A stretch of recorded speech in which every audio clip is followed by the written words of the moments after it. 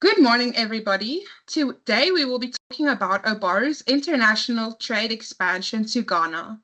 We will be analyzing each environment to see if OBARO will thrive in Ghana's agricultural market. Good day, everyone. Today I'll briefly talk you through the basic needs analysis for Ghana, focusing on agriculture and market opportunities.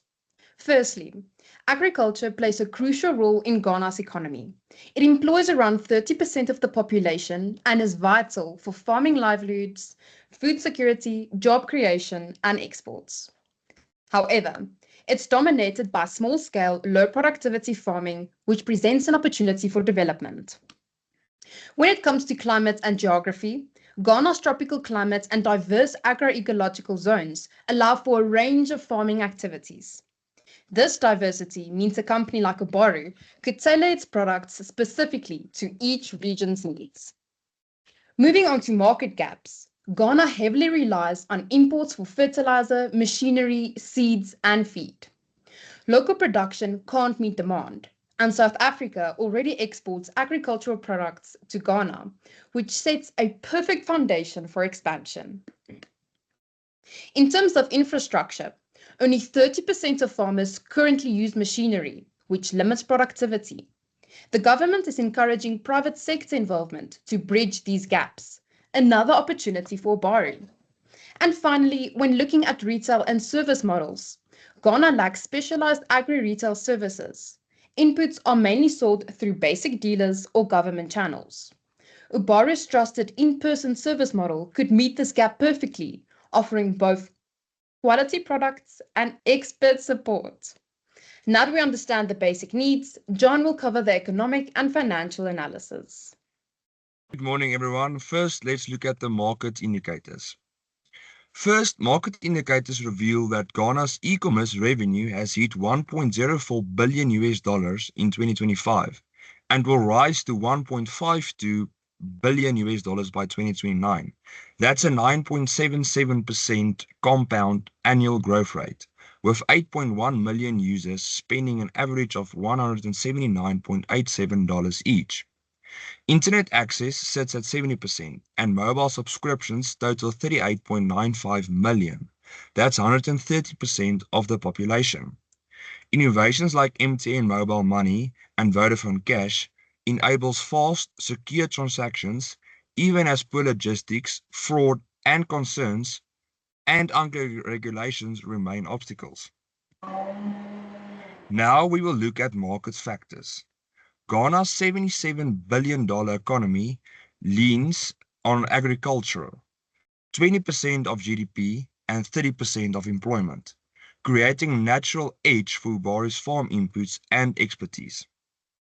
Commercial farms and agribusinesses can invest in quality products and advisory services, while smallholders stay price sensitive.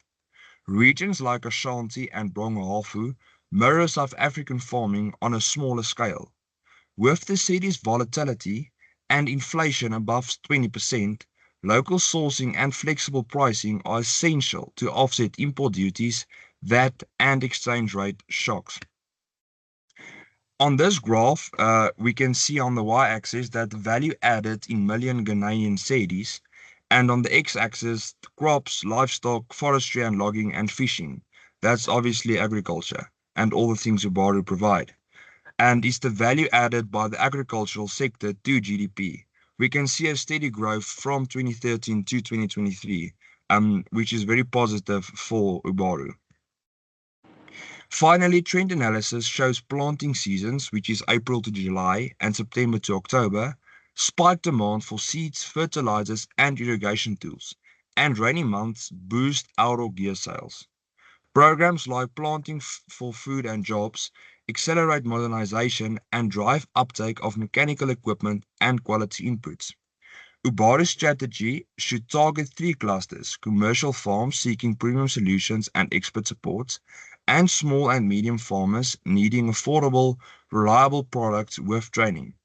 It should also serve rural lifestyle consumers wanting durable gear via online, retail, and mobile channels backed by storytelling. Finally, by tailoring its products, pricing, and marketing to each segment's unique needs and timing, OBARO can seize Ghana's digital and agricultural resurgence and build enduring loyalty throughout the value chain. Thank you. Now let's take a look at Ghana's political environment. Ghana offers one of the most politically stable environments in the sub-Saharan Africa. Since 1992, it has maintained peaceful democratic elections, achieving a strong political transformation score of 7.85 out of 10, and ranking 18th out of 137 countries.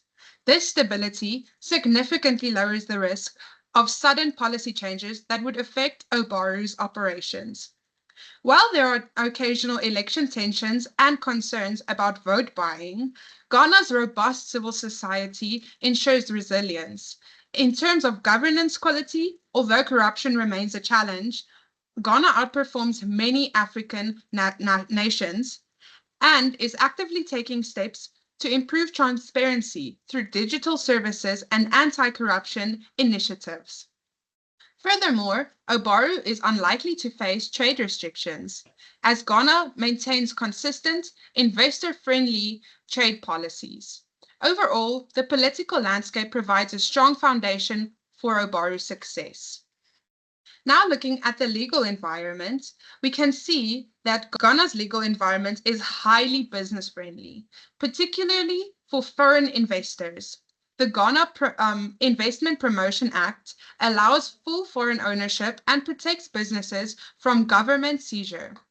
Additionally, profits repatriation is permitted, which benefits OBARO's long-term financial planning. Registration and compliance processes are simplified under the Companies Act, encouraging ease of doing business. In agriculture, initiatives like Planting for Food and Jobs offer subsidies and tax breaks, aligning well with OBARO's focus. However, challenges do exist.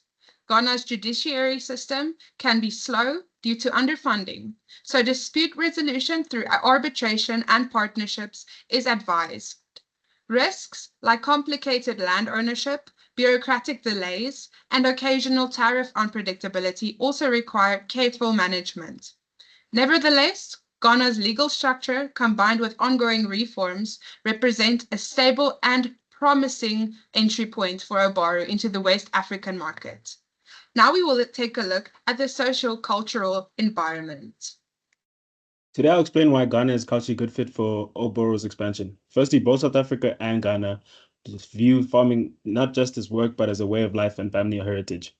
OBARO's brand message, farming as a way of life, strongly resonates with Ghanaian rural communities, giving the company a solid foundation for building trust and loyalty. Secondly, language is an advantage. English is widely spoken, especially in business and in education, which makes marketing and training easier. However, in rural areas, languages like Twi and Dagbani are common. To be fully accessible, OBARO should also offer local language support in stores and through field staff. Religion plays a big role in Ghanaian life. The country is predominantly Christian, with a significant Muslim population. Community activities and farming events often revolve around religious calendars. So OBARO can increase engagement by aligning its outreach with these faith-based events, while avoiding major religious holidays for lunches. While Ghana has a good national literacy rate, rural literacy, especially among older farmers, is lower.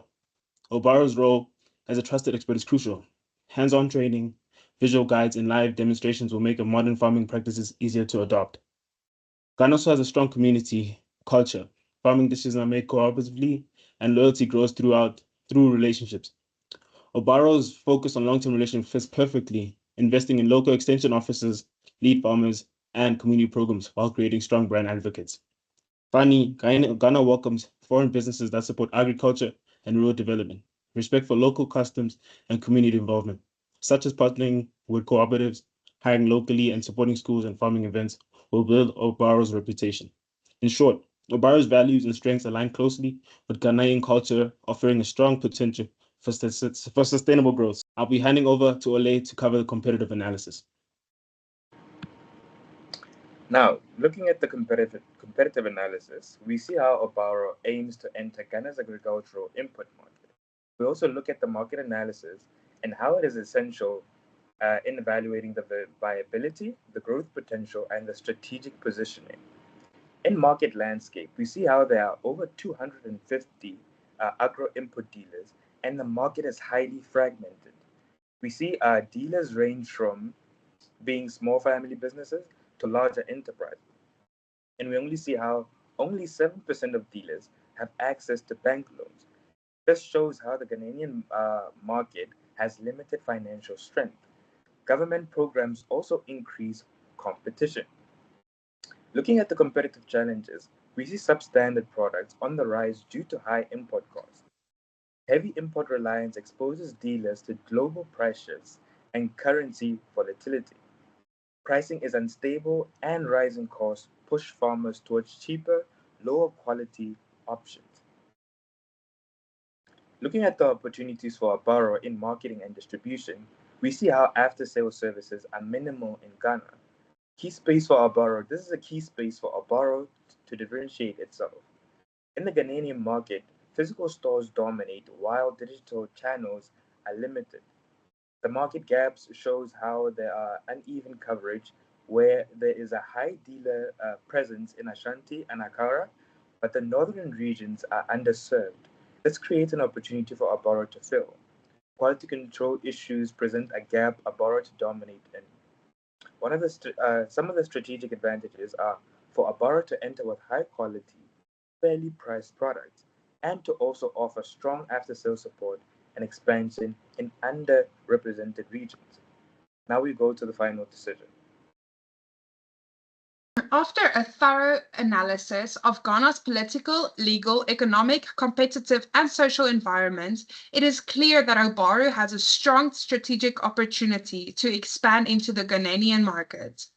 Ghana's political stability, demonstrated by peaceful elections and strong civil society, greatly reduces the risk of sudden regulatory changes that could impact operations. Although governance challenges like corruption still exist, the government's commitment to improving transparency and supporting foreign businesses provides a solid, trustworthy framework for investment. Legally, Ghana offers a full foreign ownership rights, free profit repatriation, and investment incentives, particularly in agriculture, actually, which aligns perfectly with OBARO's core strengths.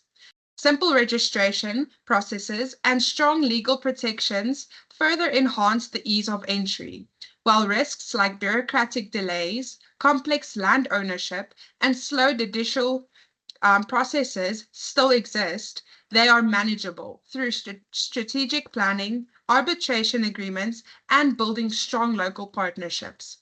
The agricultural sector is a national priority, with government initiatives like Planting for Food and Jobs, actively encouraging modernization and investment. Additionally, there are clear market gaps in agricultural inputs, after-sales services, and quality control, all areas where OBARO can differentiate itself and capture significant market share. In conclusion, Ghana offers OBARO a stable, growing, and well-aligned environment for expansion, with tailored approach focused on regional adaptation, community engagement, and quality leadership. OBARO is well positioned to succeed and unlock broader regional opportunities in West Africa.